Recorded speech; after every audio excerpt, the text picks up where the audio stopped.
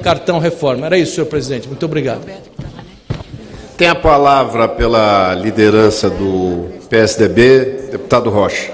Senhor presidente, eu ocupo essa tribuna para lamentar o fato grave que aconteceu ontem nessa casa, né? E digo isso sem antes deixar o registro que me causa estranheza, me causa até mesmo asco, ver a postura de alguns parlamentares do Partido dos Trabalhadores e dos seus satélites, quando ocupam essa tribuna para criticar aquilo que aconteceu aqui ontem, e que certamente merece a reprovação de todos.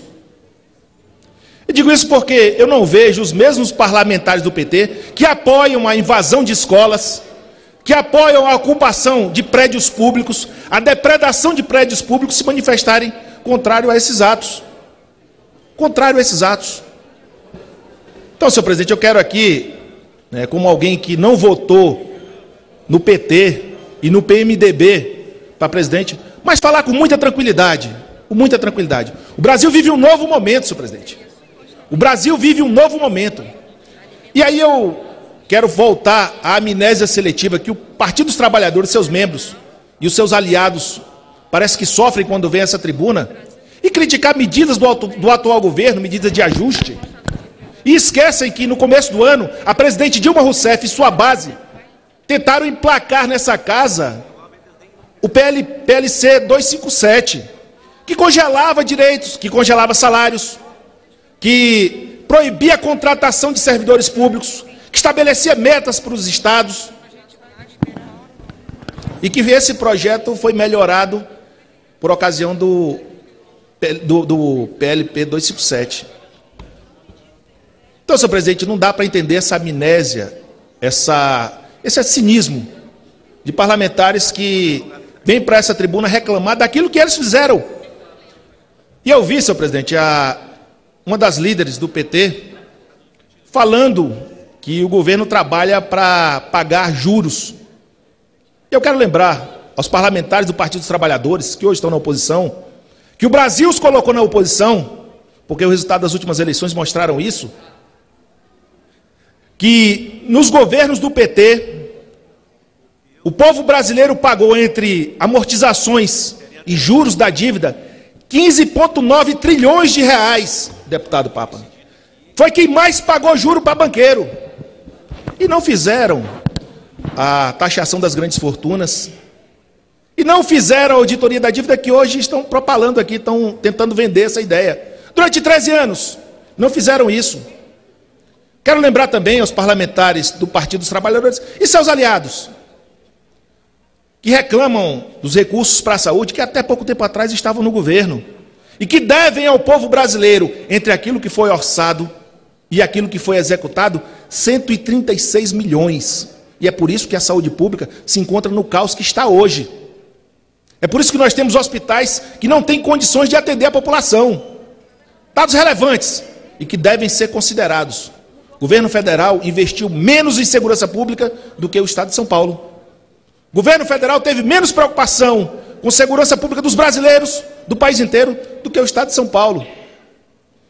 Então, senhor presidente, não dá para ficar calado diante do cinismo, diante da amnésia seletiva que alguns parlamentares apresentam nessa tribuna. E digo isso mais uma vez, repetindo, com toda a tranquilidade de quem não votou no presidente Temer. Mas não posso deixar de reconhecer que há um esforço do atual governo em colocar o Brasil nos trilhos, em reconstruir aquilo que o PT destruiu em 13 anos de desgoverno. Que o país recuperou parte de sua credibilidade e vamos trabalhar para recuperar ainda mais. Que temos que trabalhar para gerar empregos. A herança do PT foram quase 13 milhões de desempregados.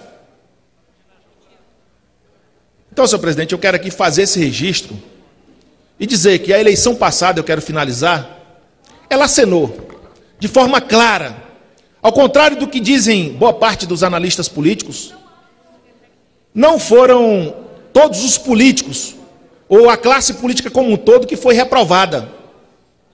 O que foi reprovado foi o discurso da incompetência, foi o discurso da irresponsabilidade que levou o Brasil ao caos que ele se encontra.